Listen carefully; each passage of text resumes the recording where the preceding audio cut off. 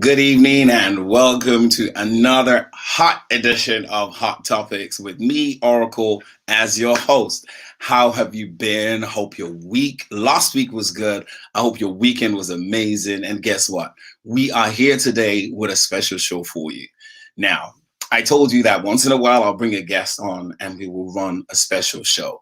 And this is one of those. But before we dig into that, let me just give you some details like we normally do at the start of the show. Remember, the show is about conversation between myself and you. So I want to hear from you. I want to hear what you have to say.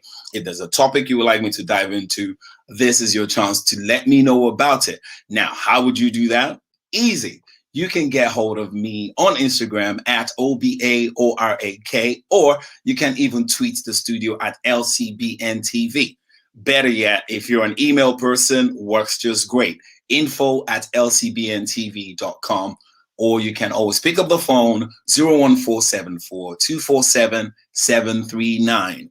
Now, to share this with your friends, get on Facebook and put this thing out. Or you can tell them to catch us on Freeview Channel 271, Roku TV, Apple TV, Amazon Fire Stick TV, Sea Love World, and I am streaming live on Instagram with LCBN. So get on there, and if you prefer to follow me, you can always follow me at Orakle on Instagram. So this month is, well, in America and in most of the world, this month is considered as Mental Awareness Month. That's across the globe. So the guest I have today is to match the season. And guess what? Let me wow you with some of the background information I have. Now, this person is a mental health nurse practitioner. She is a best-selling author, a TED Talk international speaker, a TV and a radio health expert, your rehab ambassador, and she is the Princess of Suburbia and is an NAFCA NAFCAN African Oscar recipient, an Indie Fest Film Award winner, Essence Literary Award winner. Guys, I am talking about a publisher of the best-selling book, Fearless Visionaries, Tear the Veil.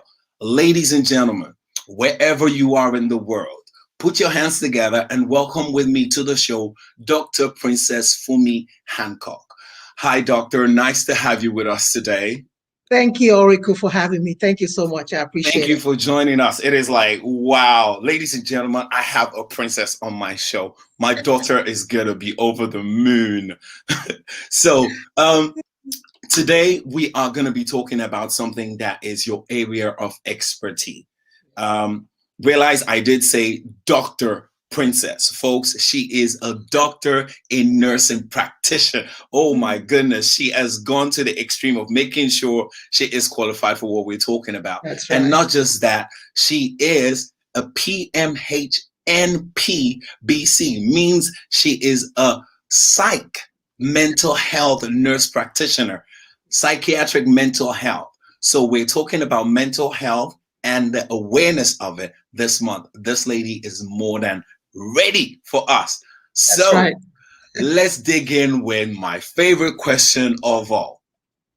How has lockdown been, and how has this whole pandemic been on your side of the world in the United States? Oh my goodness. I'm sure you all are seeing everything that's transpiring in America here.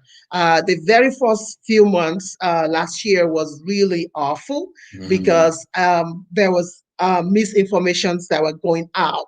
We did not know much about COVID. Some people would say this, others would say something else. So we were basically locked down, and then we had a group of us that were also defiant against the lockdown. So it was just, let's just literally call it hemp. But the last 1 month now or two, things have been easing up a little bit because there's more vaccination. A lot of more people have gotten vaccination. Sadly, we've lost over 500,000. I mean, when you even look at that, 500,000. Well, what am I even talking about? It's almost 600 now, because we're talking about 584,000 people that we've lost to that, and we have millions, at least maybe 15 to 30 million people that actually contracted it. Wow. So and we're still in the throes of it. It's not done yet because of all these variants that are coming out. But I think about 2 weeks ago, we all started coming out now because they said, well, if you're vaccinated, you can ditch the mask. So we're still trying to figure it out. Now we're able to ditch the mask, and many of us are like, do we really want to ditch this mask? Because we have a handful of us that's not taking it, that deciding we don't care what you say, we're not taking the vaccine. So that's where we are literally in America. Wow. At least it's nice to see that we have nearly the same issue across the globe as well. That's because right. here as well in the UK, there are people who are saying, oh yeah, it's a conspiracy, I'm not taking the vaccine. But at least I can say that nearly 85% of our people understand that, yes, you have to wear your mask. But the government has kind of put a leeway in it, saying, well, if you have asthma, you have breathing problems, you can actually, there's an exemption for you. So yeah, we're kind of meeting halfway in the middle. But it is one of those things that it is always a contentious ground. There's going to be people that have different says and different understanding of it. But let's go into an area that is your speciality. What is your take on the effect that this whole lockdown and pandemic has had on mental health in general? Oh my goodness. Well, prior to the pandemic, we've always had a mental health issue, right? All over the world. It's just that it's never been in the forefront. Everything else have always been in the forefront besides that. Now with the pandemic, when let's take our children, for instance. Our children and teenagers, they are, when you look at it, we have about 2.2 billion children, right, that constitute about 28% of the world's population that are dealing with mental health right now, mental illness right now, because of the pandemic. Yeah. All right. We have children right now that never did have problems before, but now they're angry. There's something called intermittent explosive disorder that is just taking over the world right now. You have children that are angry. They are trying to commit suicide. You have people that are, having suicidal thoughts and suicidal ideation. You have depression. You have anxiety. This is what is going on. And boom, PTSD, post-traumatic stress syndrome, which is, you have some people that already have it already. And so now they're cooped up in the house. No matter how big your house is, your house can be too big for you, and then you start hearing every little noise. And then it can be too small that is like, okay, come on here now. Claustrophobic. What are you touching? So either way, you are in the house and you want to go out, you want to see people, you want to talk to people, but you cannot do that. So because of that, we have children, we have the elderly that are going through, we have even the adults in the middle that, okay, do I go to work or do I not go to work? Do I stay and work at home? So people are in dire need of help right now. I was gonna say, because what has happened over this lockdown period that we've had here in the UK is there's literally been a stop to things like indoor entertainment, going to the cinema, people playing bowling indoors, and even going into restaurants to dine, to eat, or even where our people like to enjoy, the pub, where in the UK is the meeting place for everybody, where they go to let out their stress of the week. That has been cut off. So everybody is stuck at home. And that effect, I'm just imagining what that has on, people's mental health. Now you mentioned PTSD, and I was thinking that is a condition that normally affects soldiers, right? Well, it does affect soldiers, but sadly it affects anybody that have dealt with trauma before. So a lot of times we always think it's all just about soldiers, but no, on my caseload, I have teenagers that have PTSD. I have children that have PTSD. I have the older people. If anybody that's been through trauma, and how many of you know that COVID is traumatic? This pandemic is traumatic. Definitely. So anybody that have been through trauma, it could be sexual trauma. It could just be, abuse, physical abuse, mental abuse, emotional abuse, any kind of abuse in your background can actually create that trauma. So some of us are actually sitting on it already. And now we have the pandemic that have just exploded it, that just brought it up now. You know, you've been doing well so far. And now you've you kept have it hidden. pandemic, which is traumatic for a lot of people. It's very traumatic to stay home and not want to go anywhere, not be able to go anywhere, not be able to do things. Now we have what you call acute, because it's happening right now. Post is what is in the past. Acute is happening right now. So some people have a combination of it. Your audience might even have it right now.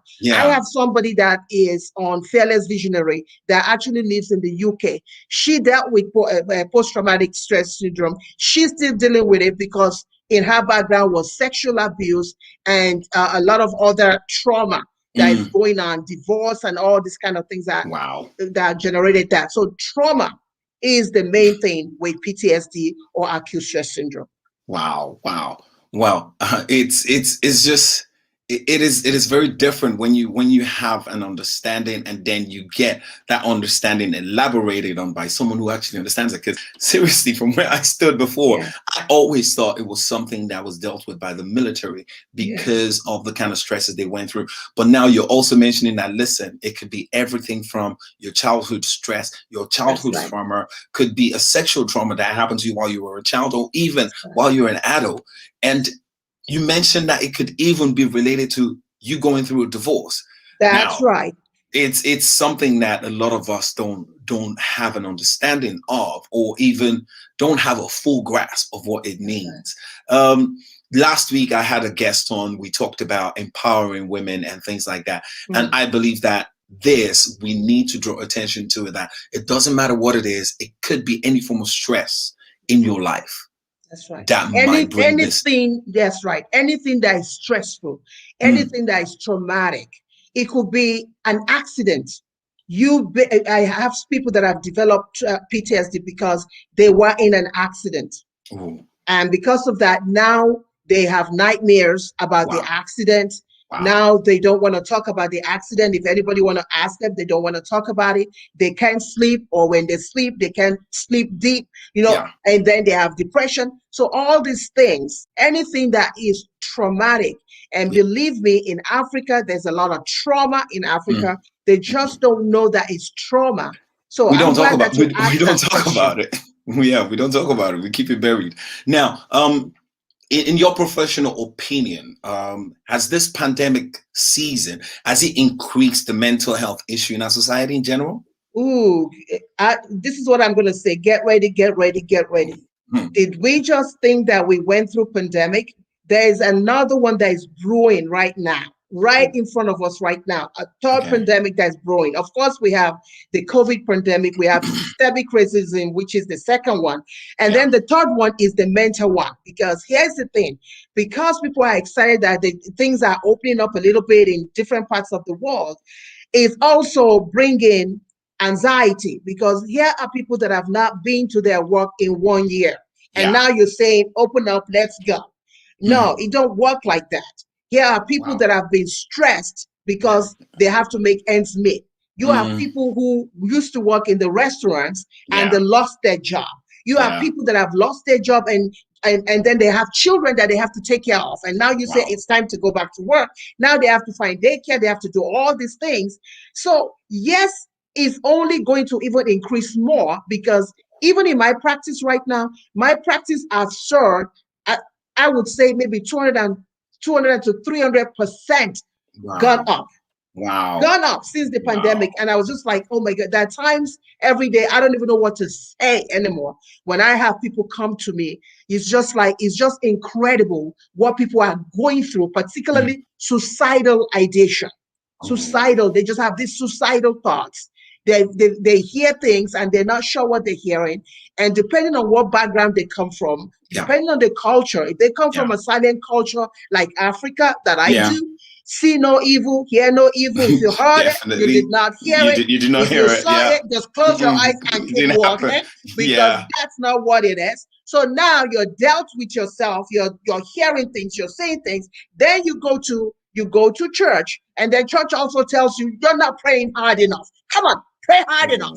Pray hard enough. So you're dealt with these two, and you're looking at, okay, now who in the world do I go back to now? Who do I go to? Because church is saying one thing, my culture is saying the other. My culture is saying if you open your mouth, then people are going to think you're cuckoo, and then you're going to bring disgrace to your family. Then church is saying, you got to pray more because you're not praying more. So now they're questioning, questioning your faith.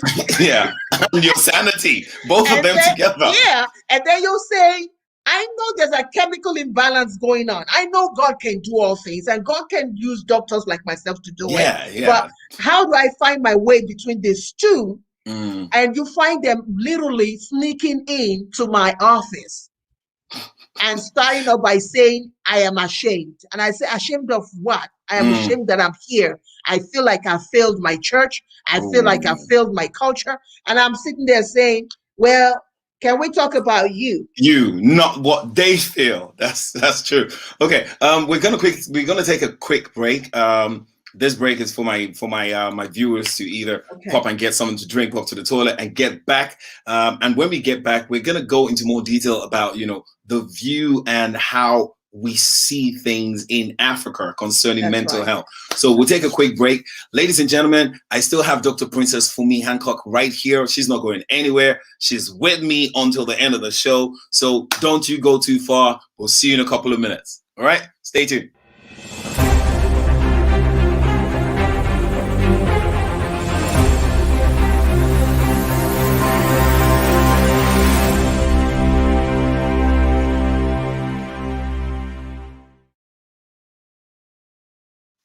Welcome back.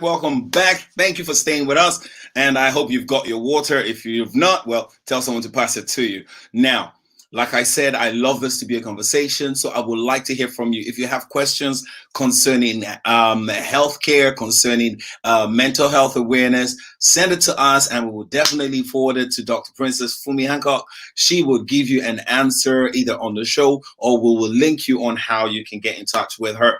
So if you're wondering how to get in touch, still the same. Hit me up on Twitter at OBAORAK, or you can always tweet the studio at LCBNTV. Better yet, if you don't feel comfortable with that, hit me up on Instagram. My name is Orakle, and that is how you will find me.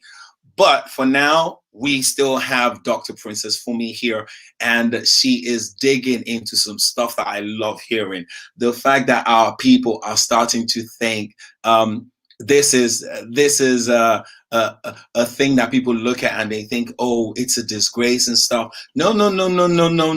We're talking about your mental health. We're talking about you. It's not about how people feel. It's not about how people see you. It's about what is going on with you. Now, my next question is pretty simple and straightforward. It's one of those that I'm sure you have heard a few times. If we widen our scope just a little bit to look at Africa, is mental health not considered to be of high importance, or is it just the lack of information? Wow. I think it's number one, ignorance. Number two, wanting to just be in absolute denial. Absolute denial. And some family can survive in that denial. Okay. A lot of times with culture, right? We talked earlier at the last segment that we talk about silent cultures. Okay. Africa is a silent culture. It's a culture where we believe that in the metaphysical too. We believe that mental illness is not just, going crazy, but we believe in the metaphysical. We believe that there's something spiritual too about it, which there is though. There is something also spiritual about it. But at the same time too, we also have to also look at the physical. We have to look at the spiritual. We have to look at the emotional. We cannot just lopsided stick with the spiritual and then say, ditch the physical, ditch the mental one, ditch the emotional. And I think that's the problem with Africa, because with Africa, we would like to just stick with the spiritual and say, oh, somebody's mother did you. Somebody's mother put this thing on you. So if they put it on you, then the next thing they do is they go put you in a bush so that you don't disgrace the family, throw you out there and leave you there to rot. So we in Africa, we need, for people like us, professionals like us that are outside of Africa, need to start bringing more awareness to let them know that, yes, we're not going to get rid of the spiritual because there is something spiritual about it. But at the same time, too, we also have to say, hey, we're not going to say nothing about your spiritual belief on it. But how about this? How about looking at the mental, the physical aspect of it? That when you are sick, when you're very sick, for example, somebody who is diabetic, who is absolutely trying to control their blood sugar. And you know that in Nigeria, a lot of people are diabetic. Even, I mean, there are a lot of walking dead in Nigeria right now that are suffering from diabetes and don't even know they're suffering from it. But even if you know, and you are using some medications and it's not working, you get frustrated. And with that frustration comes depression. So here you are, you have diabetes, you're frustrated because nothing is working. Of course, you have depression. Then you have anxiety because you don't know if you're going to die. So you have these two things that are battling with your physical.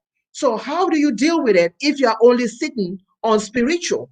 So you need to go to your primary care. You need to deal with your physical. And as you deal with your physical, you are able to also look at your spirit, your emotional, and the other parts of you. True.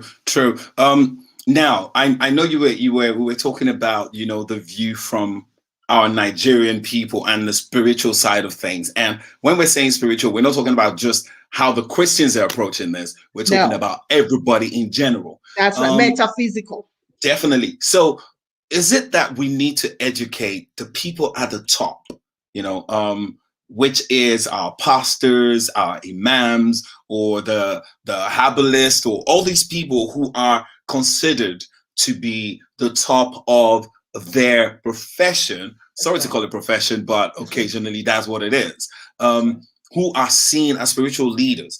Is it that we need to educate them on mental illness? Yeah, knowledge comes from the top, right? Everything that we do, any country, comes from the top. So if the top doesn't have knowledge about something, if they're ignorant and don't have enough knowledge about it, then how do we expect anybody else to have that knowledge? So I think bringing our leaders together and then saying, hey, this is what's going on with, and giving them case studies, actual case studies in their community, not just talk, because talk is cheap, right? But if we can give them statistics, data, real statistics, and say, hey, in all your states, this is the number of people that is going through this. That is the number of people that is going through this. What has happened? This is the number that have passed because of this. When we give them actual data, I think that kind of changes things. But when because you know, Africa, we love to talk a lot. And we can talk all day long. Yeah. So, but the thing is, we talk around the issue, not on the issue. That's right. I know there are people on the Instagram live that is actually saying, one of our people, Gladness Official, says yes, that it is denial. Our people are denying it. They are saying, I'm fine. There's nothing wrong with me. But it's just one of those things that we need to address and we need to look at. Now, if we quickly move on, what do you see to be the most common recurring problem that, you know, our people experience in general? It's I think about a few months ago, right before the pandemic, I did a teaching online with I think it was a lot of Nigerians that were there, and it was postpartum depression for women who are pregnant, postpartum depression. So I see a lot of that. But now with the pandemic, I see more of anxiety, people going through. And in fact, many of our people right now in Africa that might be watching us right now, they might be going through heart palpitations. Their heart is constantly racing. They're flushed. They're sweating overnight. All kind of things are going on, and they think they're going to have a heart attack. That's how it feels like oh my God, like an elephant on their chest. And they think they're going to have a heart attack. But it is panic. It is panic. It is anxiety that is coming from a traumatic event, that is coming from a stressful event, from a post-traumatic event. I can tell you right now, if they had to poll people in just Nigeria alone, now let's not even go to Ghana and all. Let's just take Nigeria, where I come from.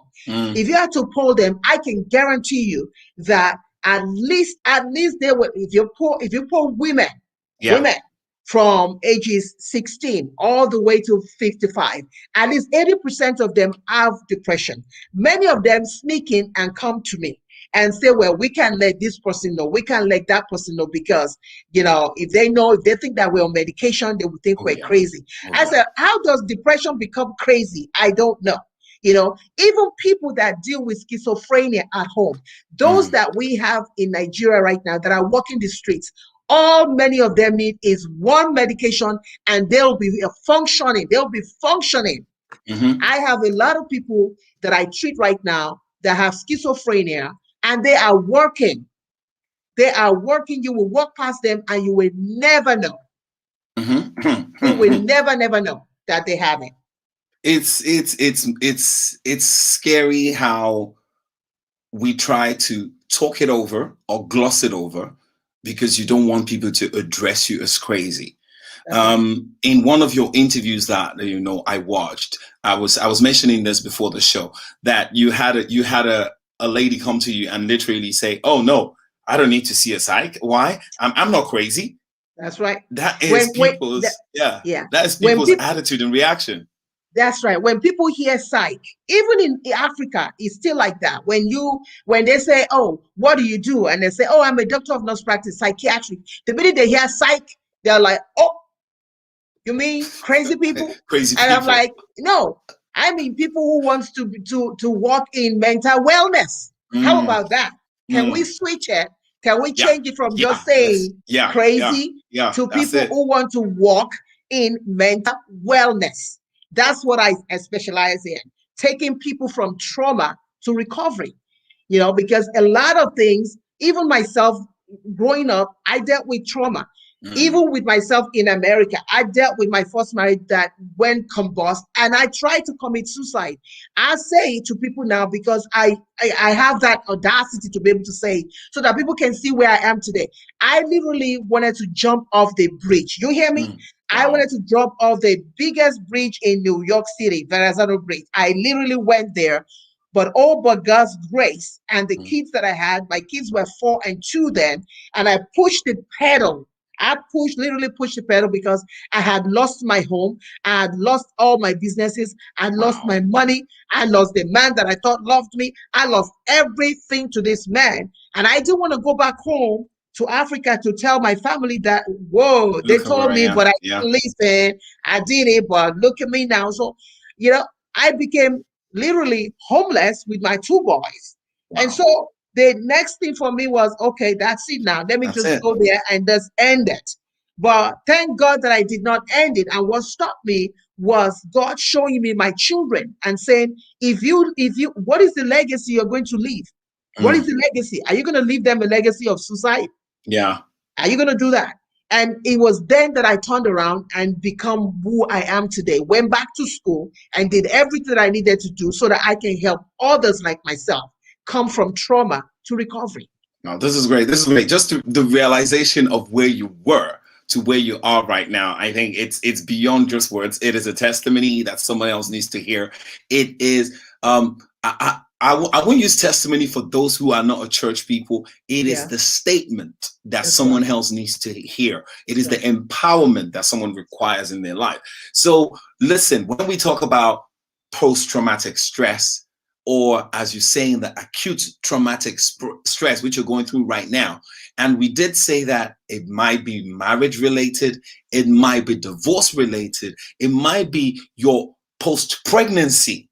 That's right. You know, depression that you're going through. All these things accumulate and they lead to your mental health deteriorating. And what we're trying to say today is all you need is out there. Just look for the help. There are different people there to help you. Don't go saying, oh, I'm praying to God about it and God is dealing with it. Yes, God is dealing with it, but he has empowered people to strengthen you, to help you deal with it. And that's why we have Dr. Princess Fumi Hancock here to shed some more light on this. Now, remember, if you are watching this on YouTube, do send your questions. We will read it out so that we can address it. If you're on Instagram as well, watch us on Instagram Live so you can comment as well. We have some people on there who are commenting, and I will read their questions out as the questions come in so that we can address it. Because for me, this is a very good topic that we need to address and we need to look at. Now, if you have people around you, people in your life, how can we say, or how can we note, the signs of someone requiring assistance or someone requiring help? Wow. Thank you, Orakle, for that question, because you cannot treat what you do not know. You cannot address what you do not know. True. And so when you have people around you they call them worry warts. They're constantly worried. Oh, yeah. You can say good afternoon to them, and they'll be worried about you saying good afternoon. Why are you saying good afternoon? Exactly. And you'll say, but why are you saying good afternoon? What? It's just simply good afternoon. Okay, what's so good about the afternoon? So when you have people that are worry warts, you want to be cautious of that. When people are feeling excessively sad, every time they feel low and down, they have confused thinking, they have problems concentrating around you. They might sit with you right now. You might say, hey, Shade, good morning. They say, good morning. Oh, can you bring that seat? They can't even remember. And say, well, what seat? When did you? No, you didn't tell me to bring a seat. They're constantly forgetting things. You might want to think about those who have extreme mood swings. Today they're happy, tomorrow, even in a span of a day. This morning they can be happy day, and then in 2 hours you look at them and they're like, oh, talk to the hand. Talk to me. And then in another 2 hours it's like, oh, happy. So you have these mood swings, just going from happy to sad to angry to happy to sad. When you have that, those are telltale signs. When you have people who are irritated, just constantly irritated, it doesn't matter what you try to do with them, they're irritated. Yeah. They're just irritated. That is a telltale sign. And that's just a few of them. That's just a few. Now, we were talking about, the amount of young people who are going through this emotional roller coaster. I think that's a perfect word of saying it. That's emotional roller coaster in their life. How would you suggest we approach that topic with them? Well, number one, it depends on the country. It depends on the culture. Again, we're going to start with culture. Yeah. So I'm assuming that a lot of the people that are with you here, they come from different culture. Yeah, so definitely. When you have people that come from silent culture, I think it's important to let them know that whatever they say, right, you're not going to be the one to let it out. You need to gain their trust first. With teenagers, frankly, all over the world, teenagers, they need to know that when they come to you, they can trust you with their secret. Right? I have a situation in fact, this is a great example. And this family comes from an Hispanic background, right? The kid was brought to me, and the mother says, well, I don't know why he doesn't want to talk to me. And I asked the kid, I said, what's going on? He said, because my mother is a blabbermouth. Wow. So I don't want to share anything with.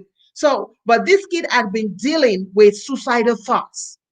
And I said, well, that's dangerous for you to keep that because you don't want to talk to your mother because she's a blabbermouth. She said, but the whole world knows when I tell my mother this. So we as parents, we have to respect that and say, hey, if there are signs, some of the signs that we have shared before, and you are experiencing, you're seeing it in your child, you want to start by saying, you know what, you can trust me. You can trust me with whatever you say. I'm going to be by your side, and I'm going to walk with you through this. And this is your story to tell. I want you to understand that. When you tell a teenager that, it helps them. Okay. So you've partially answered some of this question that someone just threw to us on Instagram Live. Gladness Official just asked that, how do you convince or encourage a person who is depressed to get help? So I know it starts off with that getting them to trust you.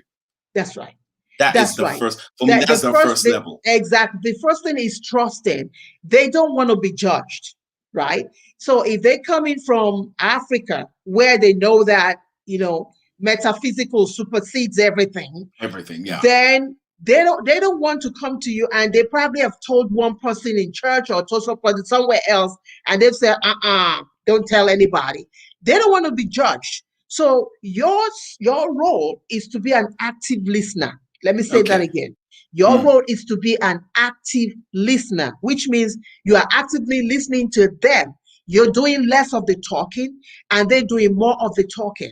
And you're asking incredible questions that will point them to it. You're not necessarily saying, oh, go and find help, go and seek help. You definitely need help.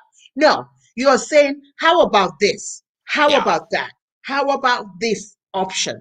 Have you tried this? Have you done this? How can I help you? Yeah, that's the first thing. It's more of they gain your trust, you prove that you can hold that trust, and then you offer your help. I like that. Right.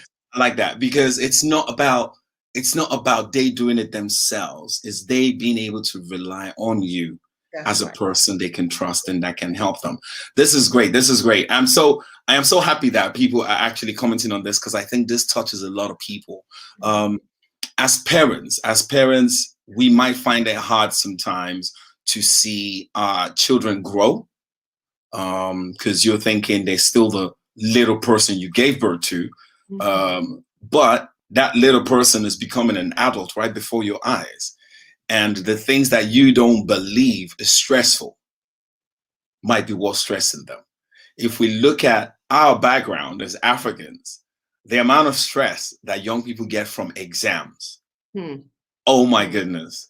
I remember going through the stress of having to go back to Nigeria to sit a GCSE similar type exam. And I went in with, my head's in the cloud. I'm going to be okay. I'm fine. After a month of going to lessons and lectures, I was like, this ain't working, and it's the fact that because I had an openness of conversation with my mother, and with my mom, we talk like she's my big sister. That allowed me to voice and say. Right. And what we need to advise parents out there is make sure that relationship is there. The relationship allows your child to trust you.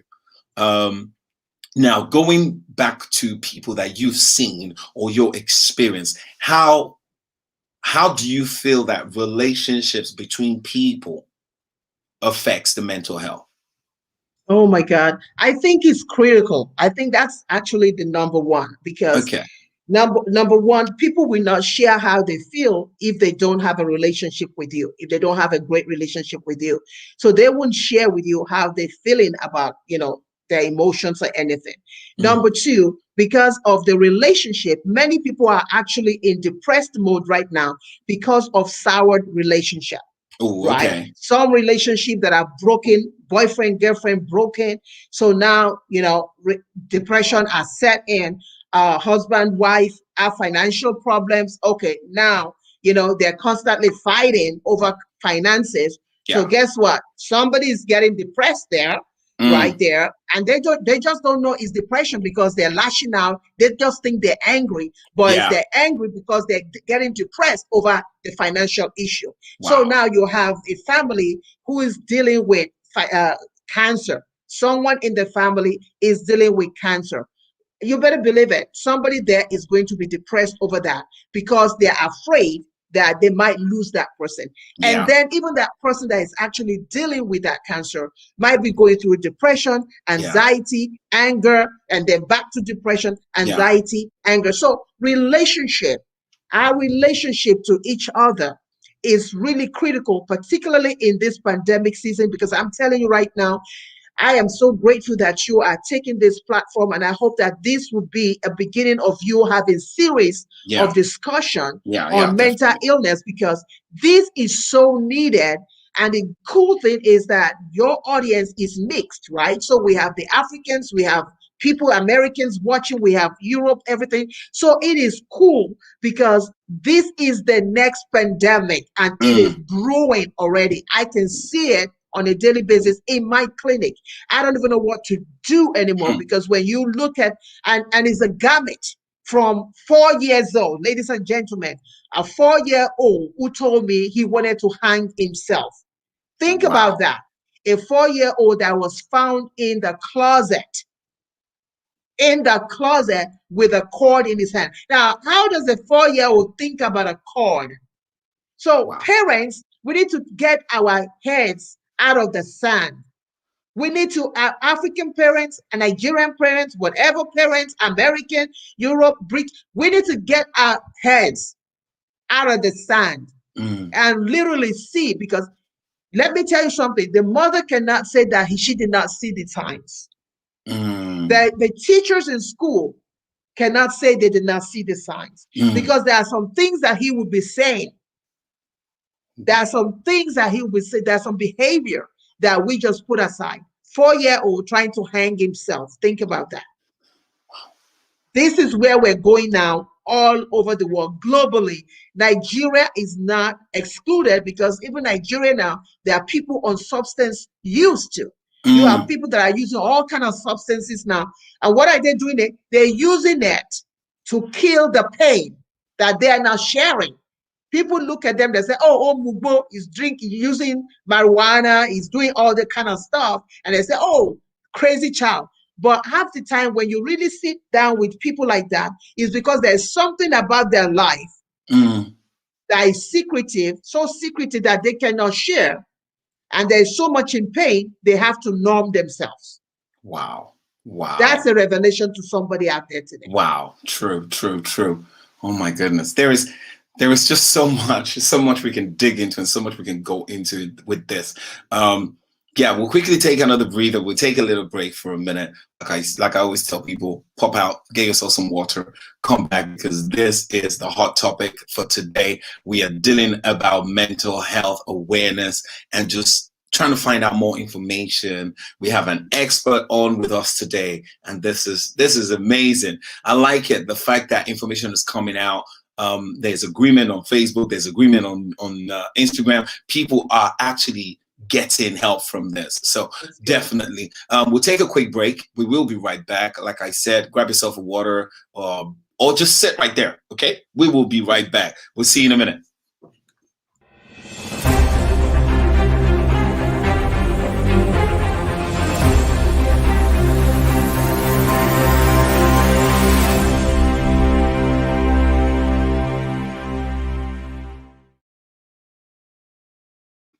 Welcome back. Thank you for joining us. For those of you that are watching online, thank you for joining us online. For those of you that are watching on Freeview, on Roku TV, Apple TV, Amazon Fire Stick, thank you for joining us. And for those of you on YouTube, come on, we love having you here. Now, I love hearing from you guys, so come on, get in touch. Go on the Instagram live so we can talk, and whatever you write, I will definitely read it out. So at least our guest for today, Dr. Princess Fumi Hancock, will go into detail concerning whatever questions you have.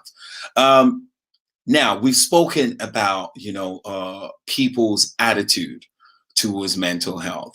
We've spoken about how we can recognize some of the first signs and the rest of it.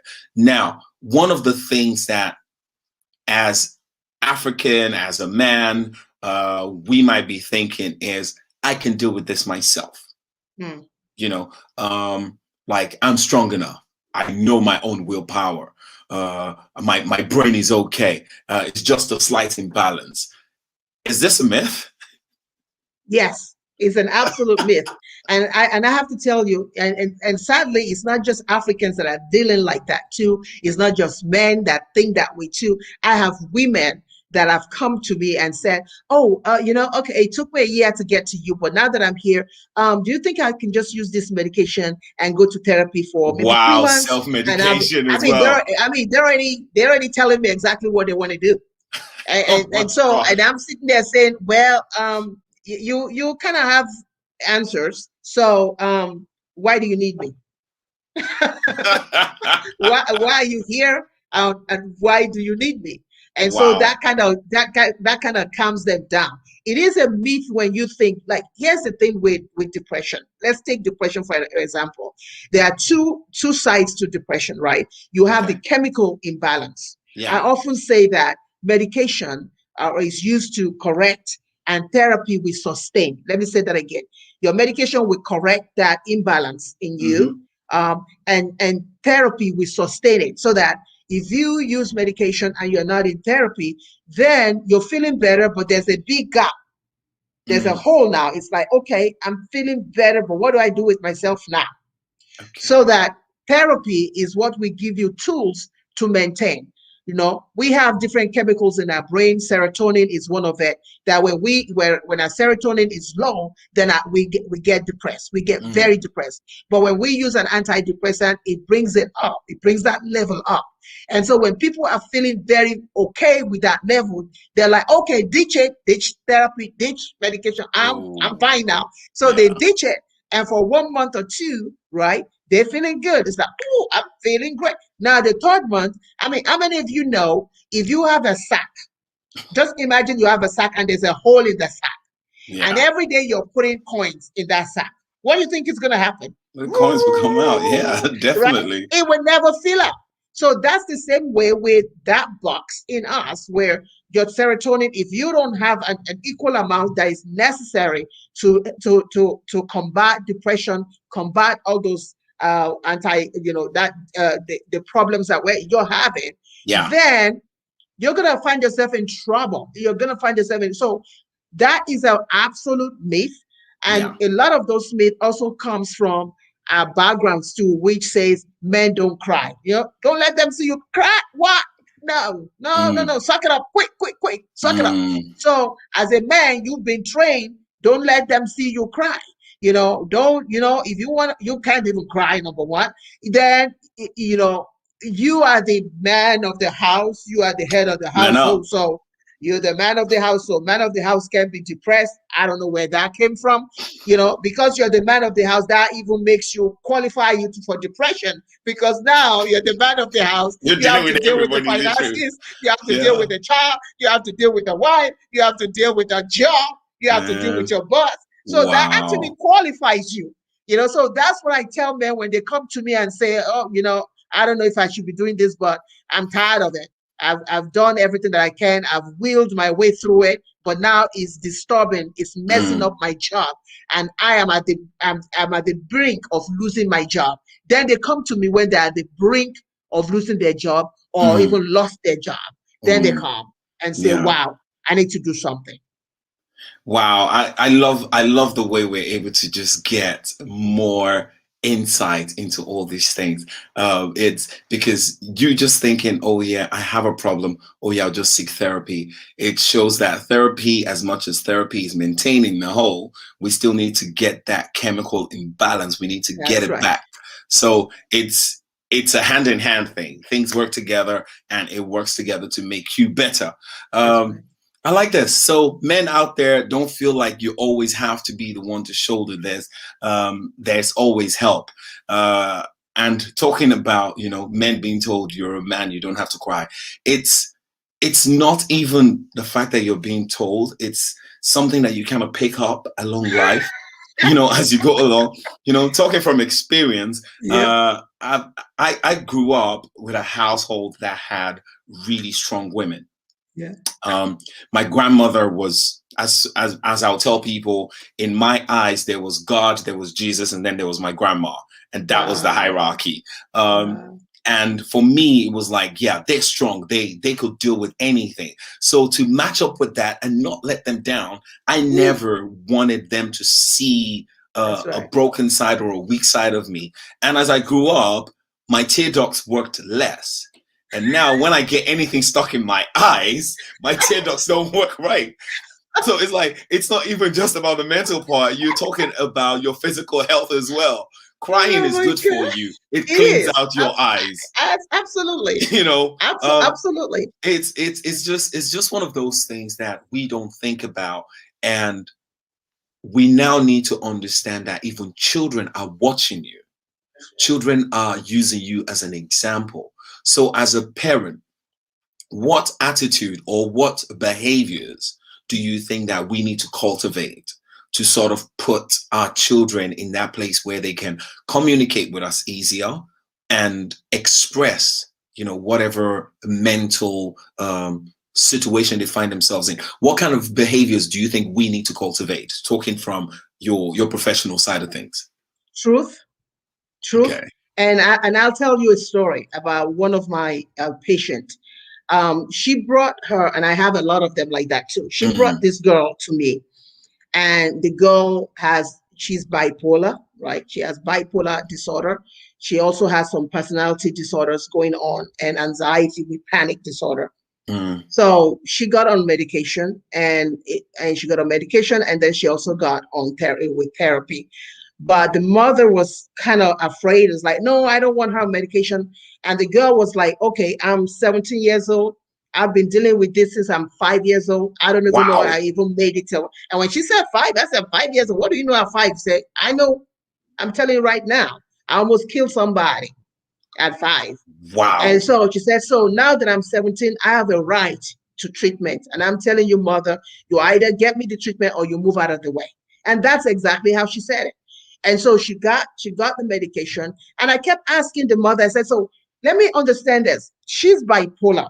Anybody in the family down the line? Oh, no. Absolutely Anybody not. has medication? No. We're all fine. So I'm sitting there saying, now, we're talking about bipolar. How could there not be anybody down the line? I don't even care if it's great somebody somewhere in your line has that thing. Yeah. But she said no. So I just left it, and I kept treating this child. This child started feeling better. Well, 8 months into her feeling better, all of a sudden I looked in my calendar for the day, and I see the mother's name, and I'm like, okay, is this a mistake? And I'm like, okay, this has to be a mistake somewhere. They booked the wrong person on. So I looked at her and I said, oh gee. I said, hi. I said, is this you want to talk about her? He said, no, I'm here for me. I said, what? I said, oh yeah, I'm here. He said, Dr. Hancock. He said, I gotta tell the truth. I said, what? He said, I've been dealing with this all my life too. In fact, when I was younger, I was placed on several medications. Wow. Now, this is the truth that would have made her and her daughter even closer. But rather than that, they're busy fighting over the daughter getting treatment. And now that she sees the daughter doing things, she's now kind of like almost jealous of the daughter, like, wow. I could have been there. That could have been me. Exactly. And now she's coming back. And the daughter said to me, I've always known my mother had something, because the way she flips, and she said, my mother just flips like this. She might be laughing, smiling with us, and she just flipped. I've always knew she had it, but she didn't want to come up. And so I left her alone. So truth is really significant. You know, when your children see that you're telling the truth, when they start feeling suicidal, they can come to you. I have kids that are homicidal. You hear me? That when they go to the streets, all they see, when they see people, they just want to kill people. Wow. That all they want to do is kill people. So now, if they have families that they cannot share that with, what do you think is going to happen? By the time they hit 18, they will have killed somebody. They will have shot somebody, shot themselves, or if they didn't shoot themselves, they'll be in jail somewhere. So truth is the absolute number one. Tell the truth. Tear your veil, right? Like my book says, tear your veil and just tell the truth, because you just never know. As you share your truth with your child, they will notice some things that say, oh my goodness, that's how I feel too. Oh my goodness, I feel that way. Mama, you know that I am going through that too. This is how you can save your children's lives, because lives are at stake right now. Yeah. Yeah, it's you just saying tell the truth. It just draws back, a biblical reference that says the truth shall set you free. And That's I right. definitely know that it's not just in the Bible. It is That's in right. all forms of religion That's that right. the truth is a primary requirement. And just growing up and understanding for myself, I'd always felt, oh yeah, you know what, a little white lie is fine. But growing up, and I got to a certain age whereby I came to understand, like, wait, the more lie I tell, the more I have to keep building on it. It was like, okay, I am turning into a script writer here, trying to explain something to someone when I could have just told the truth, and that's it. It's too tasking. And it's the fact of having a 5-year-old, my child right now, she will ask a question and she will ask why. And growing up, I always thought, oh yeah, children, they're always asking why. But just telling them the truth could allow them to see that same question they were asking you in a different light. And it is the same with mental health. Now, Gladness Official on Instagram just said, yeah, but here's the thing, bipolar is not actually acknowledged in African culture as well.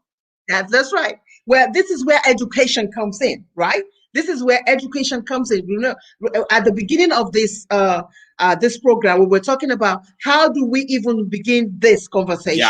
Yeah. And this is where education comes in, where you really literally have to start from the top.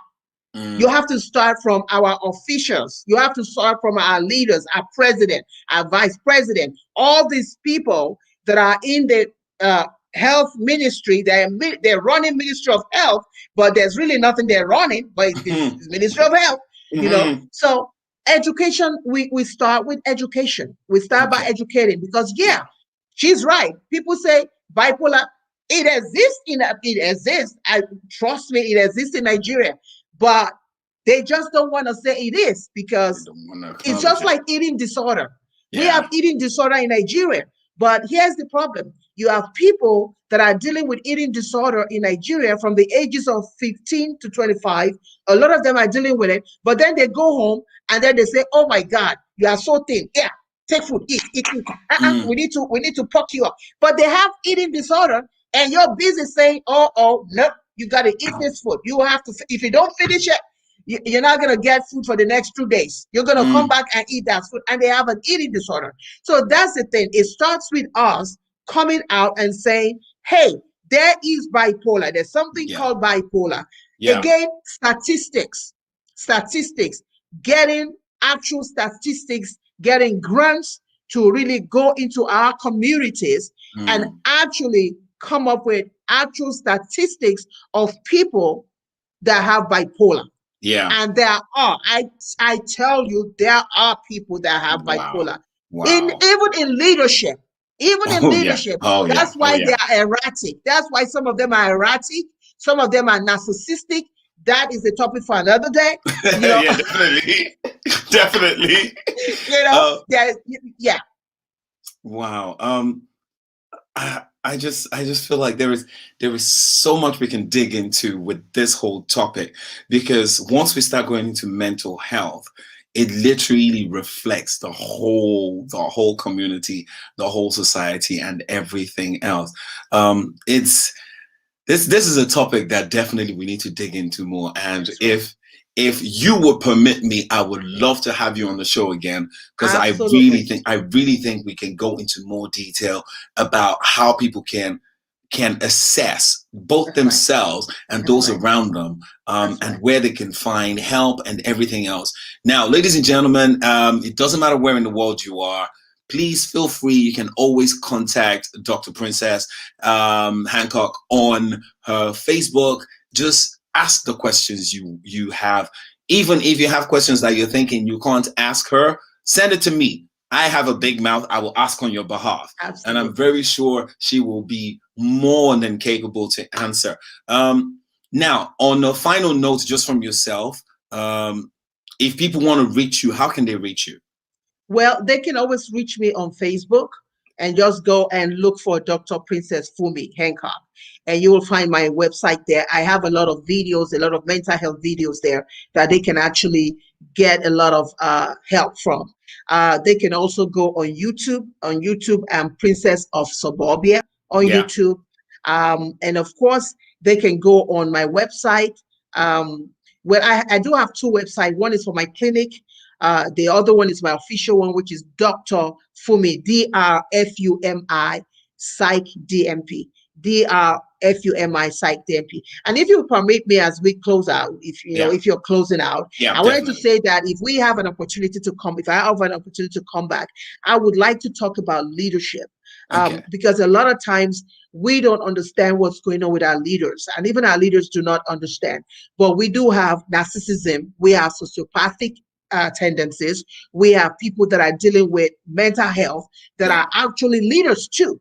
And so if we are followers and we see that, we're able to actually, we don't get too frustrated and then get ourselves worked up over something that we cannot change, right? So it's important that we also understand the types of leadership roles and what it means in mental health, so that even you, as a mother, you're raising a son, you're very careful in watching things that how you raise your son. And if you see some tendencies, you can address them quick before it becomes before it fully grows and becomes a full-blown adult without the filter.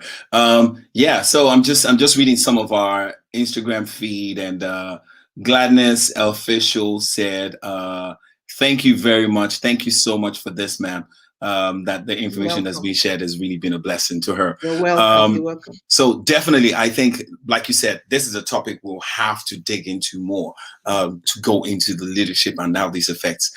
So ladies and gentlemen, as you've heard, definitely Dr. Princess is coming back. And I am so excited to actually have you on here. Thank you so much for having me. No, thank you for spending your time with us. Because I know we're calling you from across the water, and you've given us your time of day to just shed some light on this topic. Thank you very much. Do take care of yourself. Have yourself a lovely night, and well, it's night on our side. And definitely we will be seeing you soon. We'll be seeing you in the near future.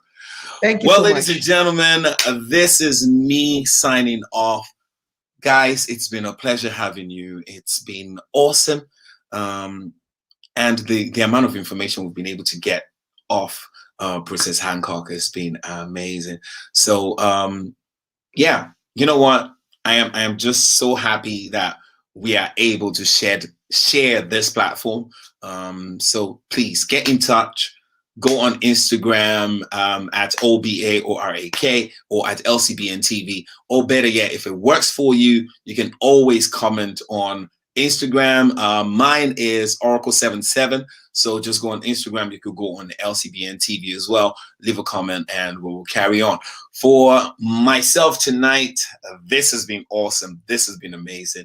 This has been Hot Topics with Oracle. You take care and have a great night. Peace out.